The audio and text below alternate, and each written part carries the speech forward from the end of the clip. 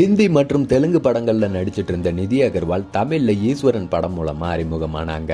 அதுக்கப்புறம் பூமி, கழகத் தலைவன் உள்ளிட்ட சில படங்கள்ல நடிச்சாங்க. ஆந்திர துணை முதல்வர் பவன் கல்யாண் ஜோடியா ஹரிஹர வீரமல்லு படத்துல நடிச்சாங்க. இந்த படம் சமீபத்துல தான் ரிலீஸ் ஆச்சு. படத்தோட ப்ரொமோஷன் நிகழ்ச்சிகளுக்கு பவன் கல்யாண் கூட நிதி அகர்வால் அரசு கார்ல பயணம் பண்ணாங்க. 2 பேருக்கும் நெருக்கமான உறவு ஏற்பட்டிருப்பதா டோலிவுட்ல தகவலும் வெளியாகிட்டு இருக்கு. இந்நிலையில சமீபத்தில் ஆந்திர பிரதேச மாநிலம் பீமாவரம் நகர்ல நடந்த தனியார் நிகழ்ச்சியில நடிகை நிதி அகர்வால் கலந்துக்கிட்டாங்க. அப்ப அந்த நிகழ்ச்சிக்கு அவங்க ஆந்திர மாநிலத்தோட அரசு வாகனத்துல வந்திருந்தாங்க.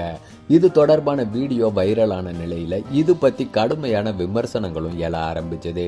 இது பத்தி நிதி அகர்வால் வெளியிட்டிருக்க அறிக்கையில, சமீபத்துல நிகழ்ச்சி ஒண்ணுல கலந்துக்க நான் வந்த வாகனம் விழா ஏற்பாட்டாளர்களால் ஏற்பாடு செய்யப்பட்டது. எனக்கும் இதுக்கும் எந்த தொடர்பும் இல்லை. வாகனத்தை பயன்படுத்துங்கன்ட்டு எந்த அரசு அதிகாரிகளும் என்கிட்ட சொல்லலன்ட்டு தெரிவிச்சிருக்காங்க.